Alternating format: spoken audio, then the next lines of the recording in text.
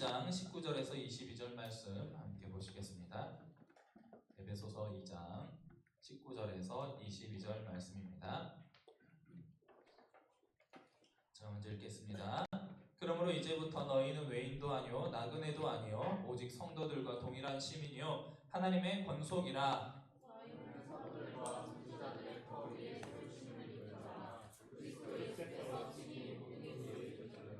그 안에서 건물마다 서로 연결하여 주 안에서 성전이 되어가고 너희도 성령 안에서 하나님이 거하실 처소가 되기 위하여 그리스도 예수 안에서 함께 지어져 가느니라. 아멘. 예, 우리 지난주에 고난주간을 보내고 또 부활주일 보내고 3주 만에 다시 사도신경의 본문으로 돌아오게 된 것 같습니다. 오늘은 사도신경의 9번째 고백, 거룩한 공회와 성도가 서로 교통하는 것과에 대해서 이렇게 말씀을 나눠보려고 합니다. 여러분, 가정에 대해서 어떻게 생각하십니까? 가정은 내가 태어나고 자란 곳이죠. 그런데 이 가정이 항상 기쁨이 넘치고 정말로 편안하고 가장 편안한 안식처가 되어야 되는데 때로는 이 가정이 나에게 아픔이 될 때가 있다는 거죠. 그렇다고 해서 나에게 좀 거슬리고 불편할 때가 있다고 해서 내가 이 가정이 불필요하고 사라져야 할 것이다 라고 말할 수가 있습니까? 그렇지 않죠. 가정은 잠시 좀 불편함을 끼칠 수도 있고 또 부모님과 형제들과의 사이가 안 좋아질 수도 있지만 그럼에도 불구하고 나에게 가장 소중한 안식처이기 때문에 우리는 가정이 사라져야 한다고 그 누구도 말할 수가 없는 것입니다. 오히려 우리는 이 가정이 건강하고 행복한 가정으로 세워질 수 있도록 더욱더 힘쓰고 노력해야 하는 것이 바로 가족 구성원의 역할이라고 생각합니다. 가정이 이렇게 인류의 생존을 이어나가는 유일하고 보편적인 통로이기 때문에 우리는 이 가정을 지켜나가기에 힘써야 한다는 것이죠. 자, 그렇다면 교회도 이 가정과 마찬가지라는 것입니다. 가정이 아까 어떤 존재라고 했습니까? 인류의 생존을 이어가는 유일하고 보편적인 통로라고 그랬죠. 마찬가지로 교회도 하나님의 백성으로서 하늘나라의 백성으로서의 삶을 이어나갈 수 있는 생존, 성도로서의 생존을 이어나갈 수 있는 유일하고 보편적인 통로라는 거예요. 그렇기 때문에 우리는 이 교회를 지키기 위해서 더욱더 건강한 교회로 세우기 위해서 힘써야 한다는 것입니다. 교회가 우리에게 천국의 모형으로 주어진 것입니다. 그래서 우리가 생각할 때는 어떻습니까? 교회에 모인 사람들은 천사 같은 사람들이 모여서 정말로 아름다운 기쁨의 교제가 나누는 그런 공동체가 되어야 한다라고 생각을 하잖아요. 그런데 막상 교회에 딱 문을 열고 들어와서 같이 생활해보면 어떻습니까? 현실은 전혀 다르죠. 왜 그렇습니까? 우리가 여전히 죄의 습성을 버리지 못한 그런 연약한 사람들이 모였기 때문입니다. 그래서 사람마다 자신이 기대하고 있는 이 부분들이 충족되기가 쉽지가 않다는 거예요. 그래서 오히려 교회가 불편하다, 그래서 불필요하다라고 이야기하는 성도들이 있다는 거예요. 특별히 코로나 시대를 3년을 지나고 나니까 교회 안 나가도 괜찮은 거예요. 온라인으로 예배가 다 생중계가 되니까 안방에 앉아서 그냥 TV만 틀면 예배를 어느 교회든지 내가 출석하는 교회보다 훨씬 더 좋은 교회들의 영상을 예배로 시간을 우리가 즐길 수가 있다는 거예요. 참여하는 게 아니고 예배를 즐기는 그런 수준으로 전락해버렸다는 거죠. 하지만 그럼에도 불구하고 누군가는 이 모인 교회 공동체를 통해서 하나님을 만납니다. 누군가는 이 교회 공동체를 통해서 세상을 살아갈 힘을 얻습니다. 누군가는 이 모임 교회 공동체를 통해서 위로를 얻고 있다는 거죠. 그래서 우리는 이 교회 공동체를 비난하기에 앞서서 내가 몸담고 있는 이 교회 공동체가 더욱더 건강하고 바르게 세워질 수 있도록, 또한 내가 그 안에서 온전하고 건강한 성도가 될 수 있도록 힘써야 한다는 것입니다. 교회는 여전히 예수 그리스도를 증거하며 세상을 구원의 길로 인도하는 하나님의 유일한 방법과 유일한 통로이기 때문입니다. 앞선 8번째 성령에 대한 고백 3주 전이라서 여러분 기억이 안 나시죠? 기억이 안 나실 거라고 믿습니다. 이 성령에 대한 고백을 우리가 자세히 다시 한번 돌아보면 이 고백들은 영적인 문제이기 때문에 개인의 내면에서 일어나는 일이기 때문에 우리가 인식하기 어려운 부분들이 되게 많아요. 하지만 하나님 아버지, 성자 예수님, 성령 하나님의 관점에서 보면 우리 모두가 하나님의 자녀이고 하나님의 백성으로서 하나님의 나라, 천국을 상속받을 천국 시민이 되었다는 점에서 이 성령의 역사는 우리 안에서 실제적인 일이고 실제적인 사건이라는 거예요. 그리고 그 성령 안에서 모이게 된 이 지상교회는 모든 성도들이 모인 이 교회를 우리가 교회라고 하나의 단어로 부르게 된다는 거죠. 그래서 개인의 내면을 통해서 성령께서 역사하시는 것은 개인적인 일이지만 이 성령의 역사하심을 통하여서 하나님의 백성으로서 구원받고 거듭난 성도들이 함께 모인 이 교회라는 공동체는 공적인 일이 된다는 거예요.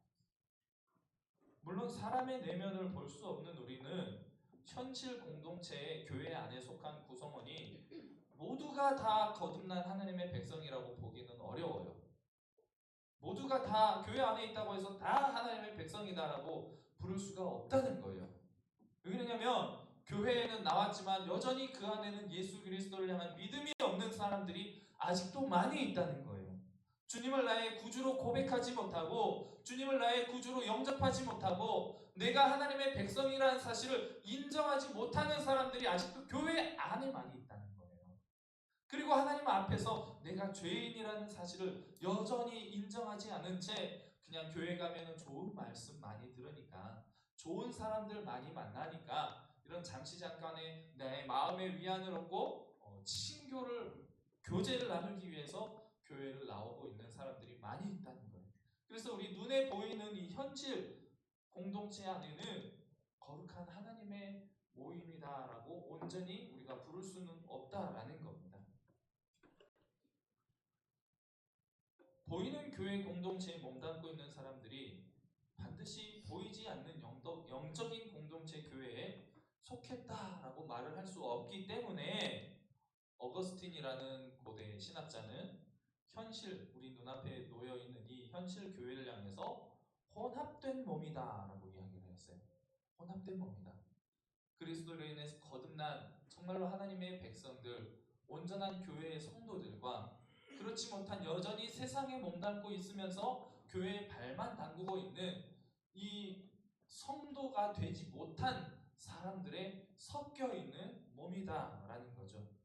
신약 성경의 교회를 뜻하는 에클레시아라는 단어는 이 건물이나 조직을 이야기하는 것이 아니고 밖으로 와서 부르다라는 합성어로서 사람들의 무리를 의미한다는 거예요. 어떤 무리?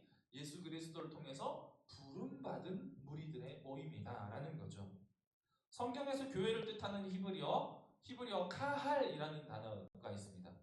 똑같은 단어지만 의미가 같지만 이제 헬라어로 또 이 카할을 시나고게라고 이야기를 해요. 성경적으로 볼 때 이 교회 공동체는 세상으로부터 부름을 받아서 불러냄을 받아서 그리스도의 구속 안으로 하나님의 은혜 안으로 들어온 사람을 의미한다는 거예요. 이것을 우리가 보편적으로 무형교회라고 말을 합니다. 눈에 보이지 않는 교회, 하지만 예수 그리스도를 믿는 신앙을 함께 고백하는 공동체, 믿음의 공동체, 이것을 무형교회라고 해요. 그래서 이 무형교회는 하나예요. 온 세계에 딱 하나, 누구를 머리로, 중심으로? 예수 그리스도를 우리의 머리로, 주인으로, 중심으로 삼고 그 그리스도 안에서 모두가 한 몸, 한 지체가 된 무형교회는 하나라는 거예요.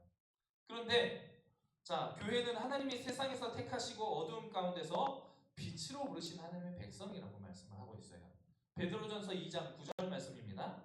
그러나 너희는 택하신 족속이요 왕같은 제사장들이요 거룩한 나라요 그의 소유가 된 백성이니 이는 너희를 어두운 데서 불러내어 그의 기이한 빛에 들어가게 하신 이의 아름다운 덕을 선포하게 하려 하심이라. 우리는 이 사도신경의 교회를 믿습니다라는 고백을 통해서 이 교회라는 구조 자체가 믿음의 대상이 될 수 있는가라는 의문을 갖게 됩니다. 사도신경의 고백은 거룩한 공적인 교회로서 본질과 사명을 가진 하나님의 공동체가 우리에게 있음을, 우리가 이 세상에 존재하고 있음을 믿는다는 의미로 고백을 하는 것이지, 이 교회라는 공동체를 믿음으로 인해서 우리가 구원받는다는 게 아니라는 거예요. 교회의 중심이신 예수 그리스도를 믿는 믿음으로 구원받는 것이고, 이 교회는 그 믿음을 중심으로 형성된 공동체다라는 것이죠. 그래서 우리는 먼저 예수 그리스도에 대한 베드로의 신앙 고백을 우리의 고백으로, 나의 고백으로 받아들여야 한다는 것입니다. 마태복음 16장 16절 말씀을 보면 주는 그리스도시요 살아계신 하나님의 그렇죠. 주는 그리스도시요 살아계신 하나님의 아들이십니다. 이 고백을 통해서 우리는 교회가 그리스도께서 세우신 공동체라는 것을 믿는다는 거예요. 그리고 이 교회 공동체는 우주적이고 거룩한 공동체로서 우리가 이 공동체에 참여하게 된다는 것을 고백하게 된다는 것입니다. 그래서 예수님은 베드로의 이 고백 위에 이 교회를 세운다라고 말씀하세요. 마태복음 16장 이어서 18절에 예수님께서 말씀하십니다. 또 내가 내게 이르노니 너는 베드로라. 내가 이 반석 위에 내 교회를 세우리니. 베드로가 반석이라는 뜻이죠. 베드로 위에 반석 교회를 세웠다. 그래서 로마 가톨릭 교회는 이 말씀을 문자 그대로 받아서 베드로 시체 위에다가 교회를 세웠어요. 그래서 로마 교회 지하에 베드로의 관이 있습니다. 베드로의 무덤이 있어요. 이런 무식한 인간들이 교회의 지도자라고 세상을 이끌어간다고 이야기를 하고 있는 거예요. 예수님은 베드로의 시체 위에 교회를 세우겠다라고 말씀하신 게 아니라는 거예요. 뭐에? 베드로의 이 고백, 주는 그리스도시요 살아계신 하나님의 아들이십니다라는 이 믿음의 고백 위에다가 교회를 세우시겠다라고 말씀하신 거라는 거죠. 사도신경에서 고백하는 이 공회라는 것은 로마 가톨릭 교회를 말하는 것이 아닙니다. 역사상 존재했고 존재하고 있으며 앞으로도 존재할 모든 그리스도의 공동체를 말하는 것이 공회예요. 그래서 이 공회라는 단어가 예전에는 이게 공회가 거슬린다, 로마 가톨릭 교회의 공회를 의미하는 것이다 라고 받아들여서 공회라는 단어를 바꿔야 된다, 교회로 바꿔서 고백해야 된다라고 주장하는 사람들이 있었다는 거죠. 그게 물론 틀린 말은 아니에요. 그런데 물론 그게 완전히 또 맞는 말은 아니에요. 이 공회의 성격을 우리가 어디에 근거를 두고 고백을 하느냐가 중요한 것이지, 이걸 단어를 바꾸느냐 이게 중요한 게 아니라는 거예요. 공회라는 말에 교회가 하나다라는 의미가 포함되어 있기 때문에 우리는 여전히 공회라는 이름으로 사도신경을 고백을 하고 있다는 것입니다. 교회 안에는 수많은 교파가 있고 수많은 개교회가 존재하죠. 이것을 우리는 눈에 보이는 유형교회라고 말을 합니다. 아까 말씀드렸죠. 무형교회는 몇 개다? 하나다. 저는 항상 답을 먼저 보여드리고 나서 질문을 해요. 무형교회는 몇 개다? 하나다. 눈에 보이지 않는 예수 그리스도의 공동체는 하나지만 우리 눈에 보이는 유형교회, 개교회들, 우리 길동교회를 비롯해서 저 옆에 있는 은평교회, 무슨 교회 되게 많죠? 이런 교회들은 아주 많은 교회들이 있다는 거예요. 인류 안에 다양한 민족과 나라들이 존재하지만 인류라는 것은 하나인 것처럼 역사 속에 다양한 교회가 존재하고 있지만 예수 그리스도 한 분을 향한 이 고백의 토대 위에 세워진 교회는 본질적으로 하나라고 할 수가 있습니다. 갈라디아서 3장 28절에서 그래서 이렇게 고백을 하고 있는 거예요. 너희는 유대인이나 헬라인이나 종이나 자유인이나 남자나 여자나 다 그리스도 예수 안에서 뭐다? 하나다. 하나님의 백성인 예수님의 교회 공동체는 하나님의 아들이신 예수님이 유일한 그리스도라는 진리를 믿는 성도들의 모임이라는 거예요. 또한 예수 그리스도의 영, 한 성령의 부르심 안에서 한 분이신 하나님의 자녀가 된 사람들의 모임이라는 거예요. 그래서 교회는 뭐예요? 교회는 가족 공동체예요. 가족 공동체. 어떤 장로님의 가정이 막 이렇게 시족 사회를 이룬 그런 가족 공동체가 아니고 우리가 예수 그리스도 안에서 한 형제 한 자매가 되어서 한 가족을 이룬 가족 공동체라는 거죠. 교회는 예수 그리스도 안에서 하나이며 사도들이 전해준 이 신앙의 가르침 안에서 하나의 이 같은 고백을 하는 이 신앙의 고백 안에서 하나가 된다는 거예요. 교회 하나됨은 법적인 제도를 통해서 하나 되는 것이 아니고 그리스도를 향한 신앙의 고백의 일치를 통해서 이루어지게 된다는 거예요. 그래서 제가 신앙 고백의 서문에 대해서 첫 시간 말씀을 드릴 때 말씀드렸죠. 우리는 이 하나의 공통된 신앙 고백을 함으로써 우리가 예수 그리스도의 안에서 한 신앙을 가진 한 공동체라는 것을 고백한다라고 말씀을 드렸습니다. 하나의 교회, 즉 공교회라는 말 안에 교회는 거룩하다라는 의미가 포함이 되어 있습니다.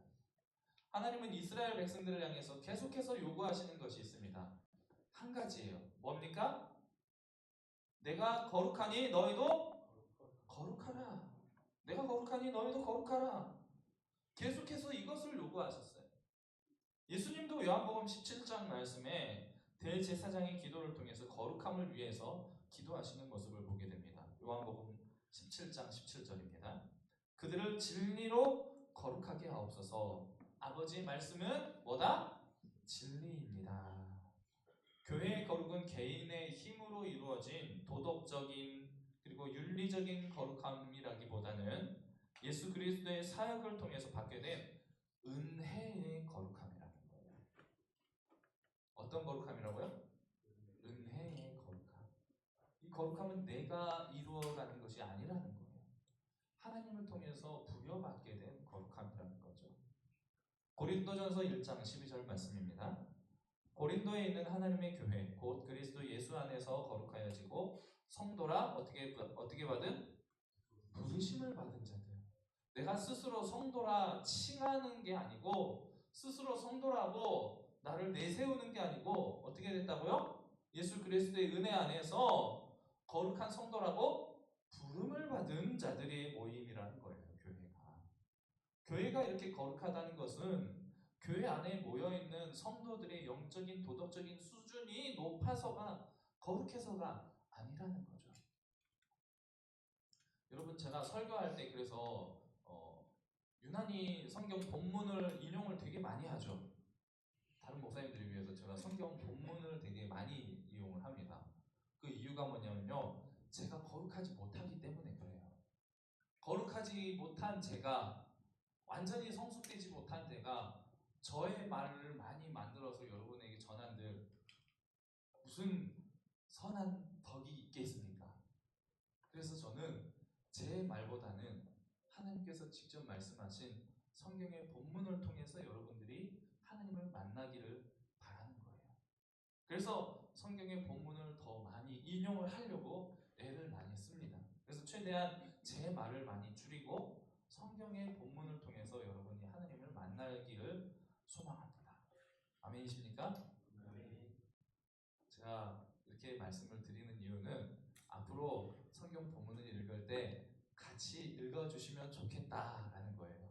저 혼자 읽어서 여러분 귀에서 한 귀로 듣고 한 귀로 흘러가는 것이 아니고 우리가 함께 말씀을 읽고 말씀을 고백함으로 인해서 내 입술을 통해서 그 말씀이 함께 고백되어질 때에 내 입술을 통해서 고백된 그 말씀을 통해서 성령님께서 내 안에 역사하신다는 겁니다. 이 사실을 믿으시기 바랍니다. 그리고 앞으로 이 말씀을 함께 읽어 나아갔으면 좋겠습니다. 아멘. 네. 하나님께서 교회를 부르셨을 때 우리를 어떻게 하기 위해서 부르셨다고요? 거룩하게 하기 위해서. 그리고 예수님은 이미 이 교회를 완전히 거룩하게 하셨다는 거예요.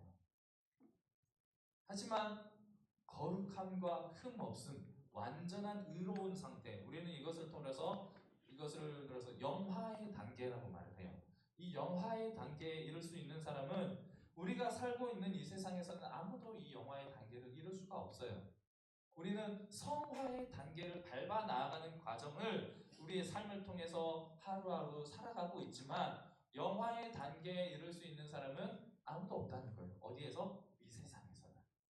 예수님이 다시 오셔서 우리가 천국에 가게 되는 그 순간에 우리는 영화에 이르게 돼요. 하지만 이 세상에서는 그 누구도 영화의 단계에 이를 수가 없어요.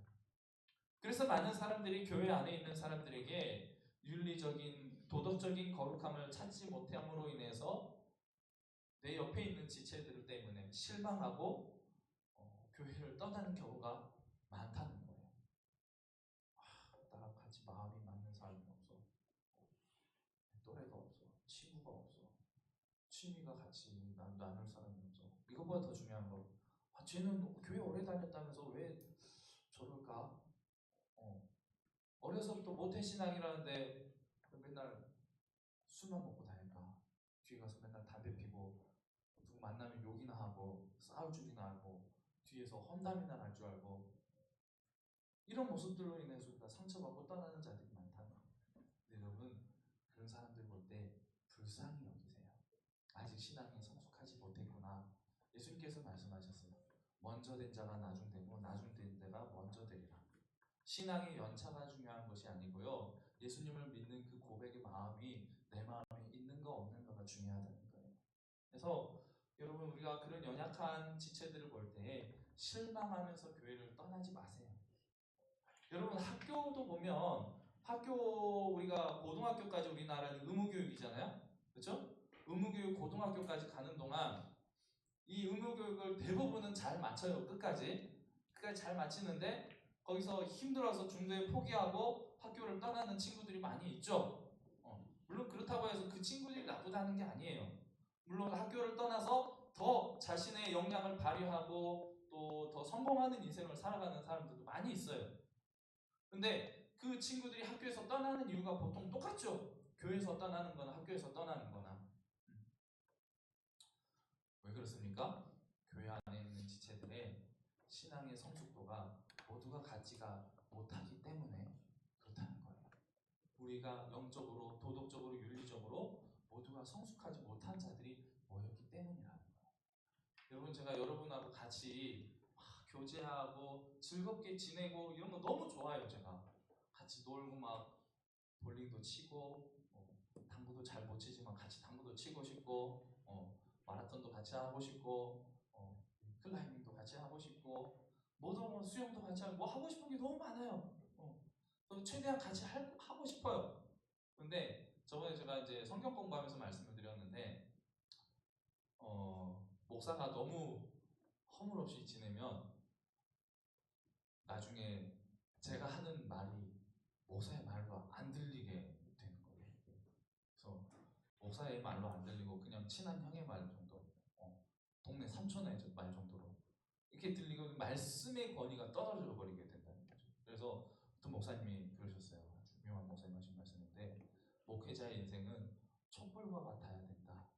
그래서 너무 가까워서도 안 되고 너무 멀어서도 안 되고 적당한 온도와 거리를 유지하면서 목회를 해야지 좋은 목회를 할 수 있다라고 말씀하시더라고요. 그래서 제 철칙이 있습니다. 저는 우리 교회 성도들과 사우나를 절대 같이 가지 않아요. 사우나를 가서 알몸을 보게 되면요 나중에 설교하는 동안에도요 그게 막 자꾸 생각난대요. 그래서 말씀의 권위가 확 떨어집니다. 그래서 사우나는 절대 가지 않습니다. 근데 교회 온 지 얼마 안 돼가지고 사우나를 갔는데 한 형제를 만났어요. 저는 누군지 모르고 그냥 지나갔는데 그 형제가 다음날 와서 목사님 그 사우나 오시지 않았어요. 다행히 그 형제가 결혼해서 우리 교회를 떠나서 얼마나 다행인지 몰라요. 한편으로. 네. 그래도 같이 와서 같이 또 예배를 드리면 얼마나 좋겠어요. 그렇죠?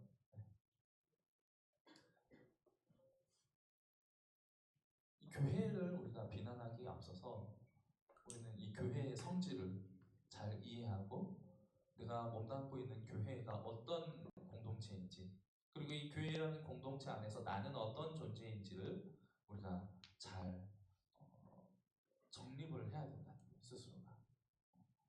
그래서 우리는 이 거룩함이라는 소명을 받은 교회의 공동체로서 먼저 내 자신의 신앙의 성숙을 이루어 나아가는데 정말로 애써야 돼요. 말씀을 보면서 내가 이 말씀에서 벗어난 부분이 어디에 있는지 늘 돌아보고 회개하며 다시 한번 새롭게 은혜 위에 은혜로 새롭게 부어주신 하나님의 은혜를 힘입어서 내 삶을 거룩하게 세워나가고 힘써야 된다는 거예요. 그리고 나로 인해서 내 주변의 지체들이 상처받고 시험에 빠지지 않도록 늘 경계하며 덕을 세워 나아가는 성숙한 성도의 삶을 살아가야 한다는 것입니다. 그리고 이러한 모습들이 보이지 않는 연약한 지체들을 위해서 우리는 비난하고 비판하고 뒤에서 험담하면서 우리가 서로 다툴 것이 아니고 서로를 위해서 기도하고 세워주는 그런 공동체가 되어야 한다는 것입니다.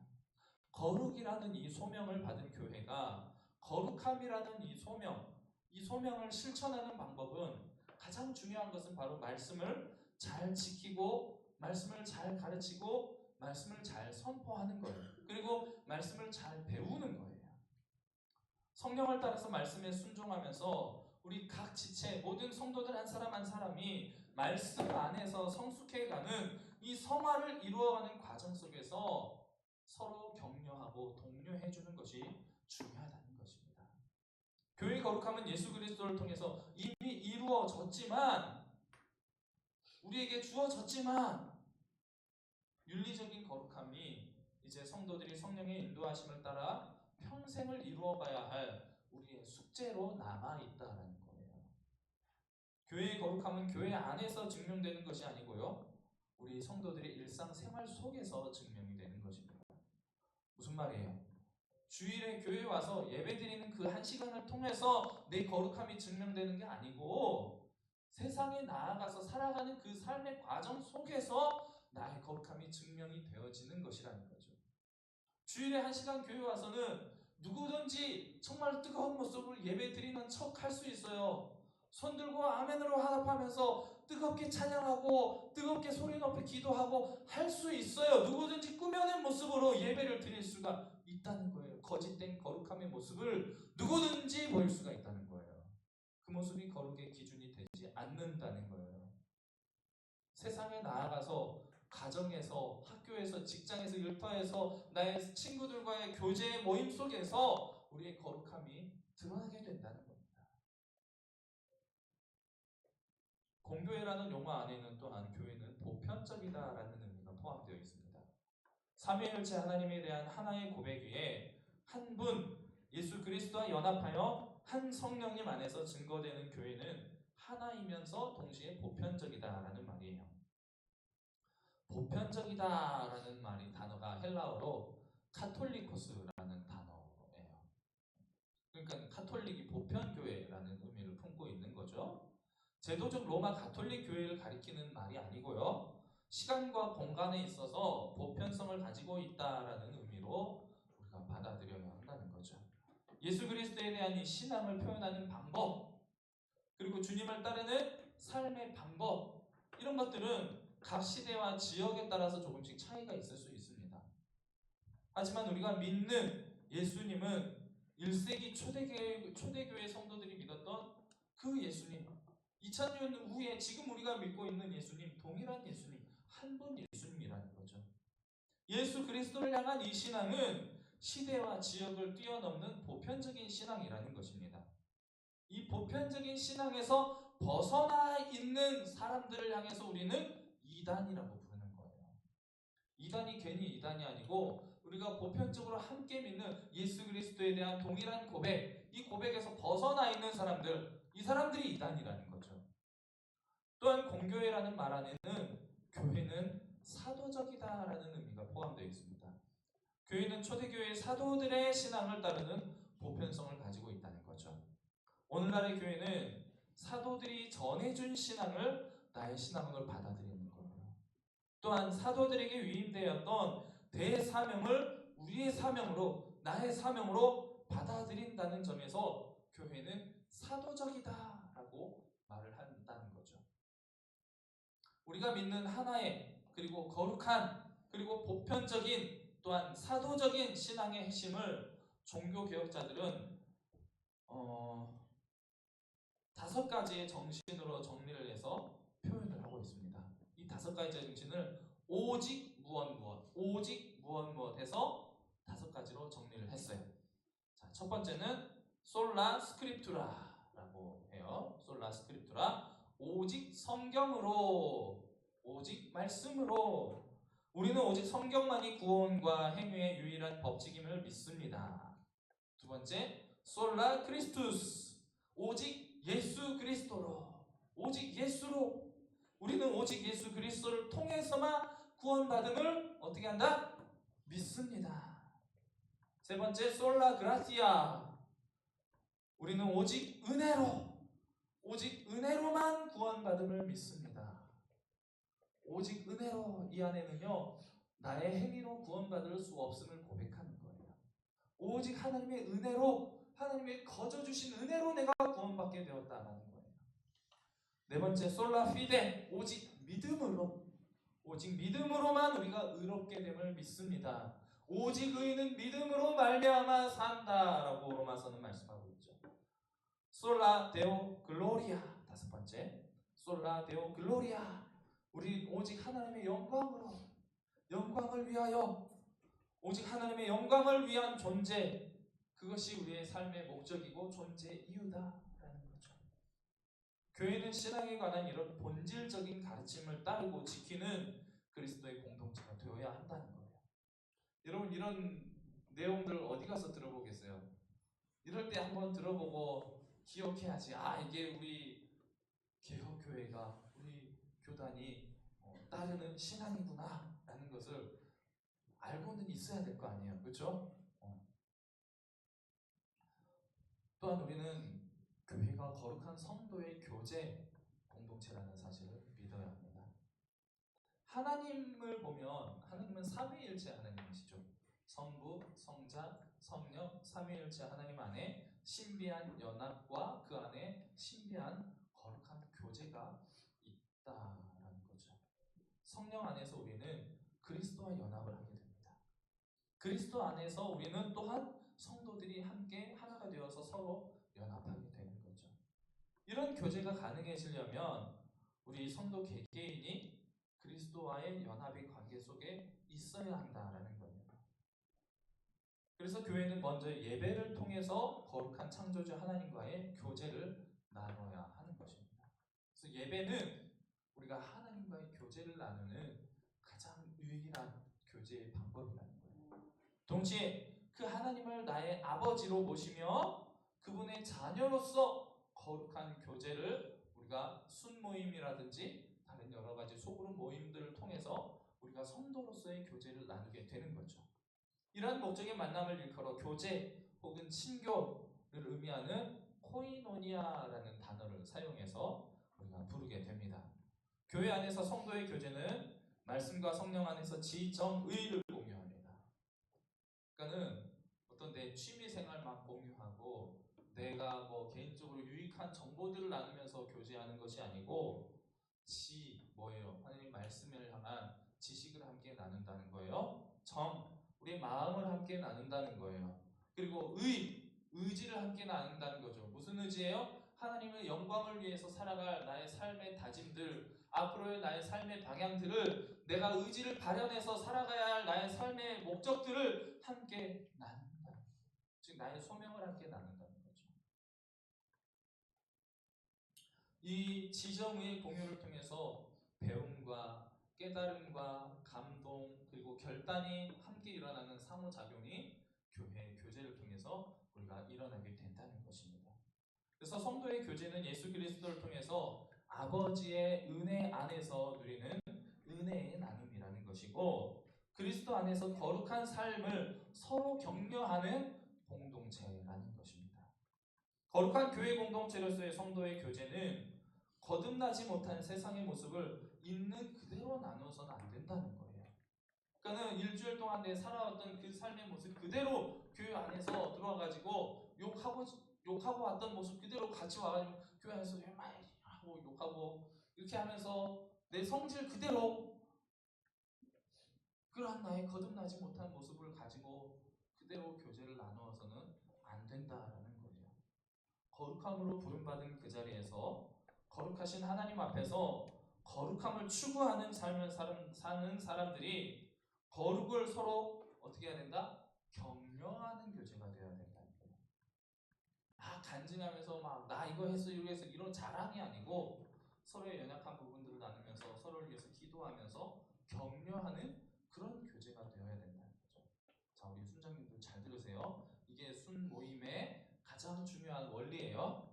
우리 순원들도 마찬가지입니다. 순 모임을 할 때 그냥 한 주간의 삶을 나누면서 나 이거 했어 이거 했어 이런 정도가 아니고 나의 연약함들에 대해서 또 하나님의 말씀을 붙들면서 나아갔더니 주셨던 은혜들에 대해서 이렇게 나누면서 서로의 거룩함을 격려하는 모임이 우리의 순 모임이 되어야 한다라는 거죠.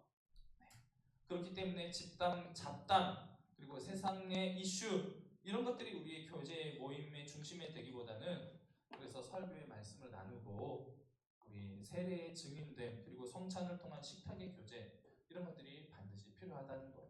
그래서 간식을 우리 부감 집사님이 순모임을 위해서 오늘도 열심히 뒤에서 간식을 만들고 계세요. 거룩한 식탁의 교제를 나눌 수 있도록 하기 위해서 여러분 나중에 예배 마치면 집사님 감사합니다 하고 맛있게 드세요. 설교 말씀의 나눔이란 같은 주제의 설교를 듣고 그 말씀의 은혜를 누리며 그 감동과 결단을 나누는 것은 성도의 교제의 핵심이라고 할 수가 있습니다. 또한 누군가의 세례의 증인으로서 참여하여 증인이 되어주는 것 이것 역시 우리가 결혼이나 결혼식에 가서 축하하는 것이나 장례식에 가서 조문을 하는 것과 같은 성도의 깊은 교제 중에 하나라는 거죠. 그래서 우리 하반기에 6월 달에 세례 입교 학습 세례식이 있습니다. 아직 학습 세례 받지 못하신 지체들 우리 순장님들이 꼭 말씀하셔서 저랑 같이 학습 세례 공부하시고 이번에 다 학습 세례 받으시길 바랍니다. 한 지역 교회 공동체 안에서 예수 그리스도를 기념하며 주님 안에서 우리가 하나 되었음을 상징하는 이 성찬 예식을 통해서 하나님 나라의 한 식구, 한 가족이 되었음을 우리가 표현하는 것이라는 거예요. 그래서 우리 이 세례와 성찬, 성례 예식이 우리 교회 공동체 안에서 아주 중요한 것이다. 자, 조금 긴 내용인데 웨스트민스터 신앙고백서 26장을 보면 성도의 교제가 무엇인지에 대해서 가르쳐주고 있어요. 여러분 책 찾아서 읽어보라고 하면 절대 안 보실 거잖아요. 그렇죠? 웨스트민스터 신앙고백서라는 책을 가지고 계신 분 혹시 뭐야 이 소편 뭐야? 아무도 없죠. 웨스트민스터 신앙고백서 갖고 있는 사람. 이건 우리 교회 성도로서 가장 성경 다음으로 중요한 지침서예요. 성경의 참고서라고 할 수가 있어요. 이거 여러분 가능하면 꼭 하나씩 좀 구비를 해놓으세요. 이 웨스트민스터 신앙고백서 보기 힘들면 웨스트민스터 소요리 문답이라도 좀 갖고 계세요. 내용이 똑같아요. 신앙고백서나 소요리 문답이나. 근데 이제 웨스트민스터 신앙고백서는 성인을 대상으로 한 교재이고 소요리 문답은 주일학교 어린 학생들을 위한 교재예요. 근데 아직 우리는 소요리 문답도 끝내지 못했죠. 예. 웨스트민스터 신앙고백서 26장 1절에 교회 교제에 대한 가르침을 우리 한번 읽어보겠습니다. 위에 1장이에요. 우리 함께 읽어볼게요. 시작.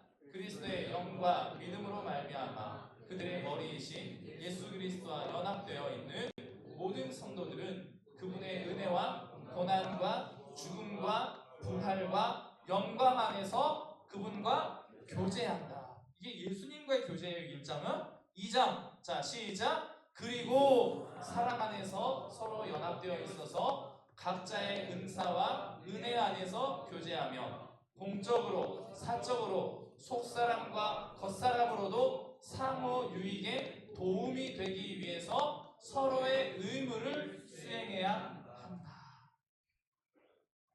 우리가 예수 그리스도 안에서 한 몸이 되어서 그리스도께 속하게 되면 그리스도에게 일어난 모든 일의 효력이 우리에게 미치게 됩니다. 이것을 그리스도의 연합이라고 해요. 그게 뭐예요?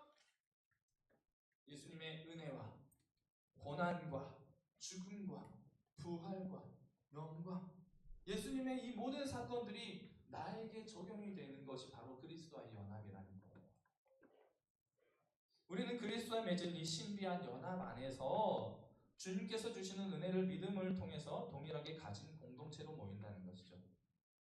그리고 동일한 믿음과 은혜 안에서 구원의 복에 참여한 다른 성도들과 함께 이 은혜를 공유하면서 그리스도 안에서 하나됨을 이루어가는 것을 뭐라고 한다? 성도의 교제라고 한다. 이렇게 교회의 전통 속에서 이루어진 사도신경의 고백은 성도의 신앙이 나 혼자만의 결단이나 확신이 아니라는 것을 가르쳐주고 있다는 거죠. 그래서 요즘 보면은 가난한 성도들 많죠. 가난한 성도들. 교회 안 나가 거꾸로 해서 가난한 성도라고 부르는데, 교회 안 나가고 내가 예수님만 믿으면 되지 않느냐, 나 예수님 믿는다, 하나님 믿는다 라고 말을 하면서 이 교회 공동체, 교회 성도의 교제를 무시하고 교회 바깥으로 떠나가 있는 성도들, 이것은 하나님의 은혜를 전혀 이해하지 못하고 있는 성도라는 거예요. 성도라고 부르기도 힘들죠. 그런 분들은. 신앙의 하나님과의 관계이듯이 교회는 우리 이웃과의 관계로 이어지는 교제가 되어야 된다는 거예요. 1차적으로는 교회 안에서 성도들의 교제, 2차적으로는 교회 바깥에서 세상 사람들, 내 주변의 이웃과의 교제를 통하여서 성도로서의 거룩함을 드러내야 한다는 거예요. 하나님과의 관계 회복을 통해서 시작된 이 신앙을 사람의 관계 회복으로 이끌어갈 수 있어야 한다는 것입니다. 하지만 현실적으로 보면 이 성도의 교제라는 게 뭐예요? 죄인들의 교제일 뿐이에요. 다 죄인이잖아요.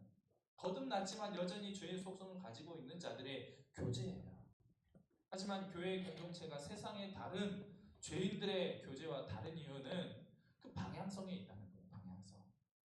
세상의 죄인들의 교제의 목적은 뭐예요? 쾌락과 즐거움이죠. 하지만 교회의 거룩한 성도들의 모임의 방향성은 바로 하나님의 영광이 있다는 거예요. 그래서 우리 성도들의 교제는 첫 번째, 이해를 나누어야 합니다. 나 혼자만 저 사람에 대해서 생각하는 것들을 뭐라고 그래요? 오해라고 그러죠. 오해. 서로의 대화를 통해서 이 오해가 이해로 풀려야 된다는 거예요. 그래서 이 오해를 뛰어넘어서 올바른 신앙의 지식을 가질 수 있도록 서로 이해하고 격려하고 세워줘야 한다는 거죠. 두 번째입니다. 마음을 나눠야 돼요. 뭘 나눈다고요? 마음을 나눠야 한다. 우리가 서로 이해하고 서로 공감하는 교제를 통하여서 서로 힘이 되고 위로를 얻을 수가 있게 된다는 거예요. 세 번째로는 결단을 나눠야 합니다. 결단, 어떤 결단이에요? 하나님의 영광을 위해서 살아갈 나의 삶, 나의 소명을 향한 결단이죠.